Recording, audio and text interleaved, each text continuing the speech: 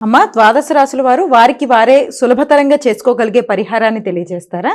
ద్వాదశ రాశుల వారికి పరిహారాన్ని కనుక గమనించినట్లయితే మేష రాశి నుంచి మీన రాశి వరకు 12 రాశుల వారికి ప్రతివారు తమ తమ వ్యక్తిగత దైవాన్ని ప్రార్థించుకుంటూ ముందుకు వెళ్ళడం ఒక విధానం అయితే, దాంతోపాటుగా సమయము అవకాశం ఉన్నట్లయితే తప్పనిసరిగా మీరు ఈనాడు ఈ యొక్క నరసింహస్వామికి సంబంధించిన స్తోత్రాలు వినడం కానీ, చేసుకోవడం కానీ, నరసింహస్వామికి సంబంధించిన దేవాలయాలు సందర్శించడం కానీ చాలా వరకు మీకు అనుకూలత అనేది ఇస్తుంది. కనుక అవకాశం ఉన్నట్లయితే ఆ ప్రయత్నం చేస్తూ ముందుకు వెళ్ళడానికి ప్రయత్నం చేయాలి.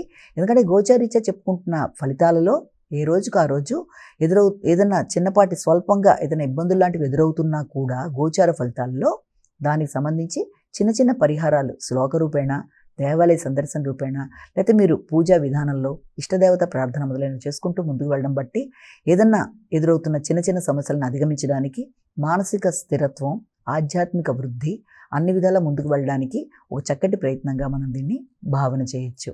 నమస్కారం.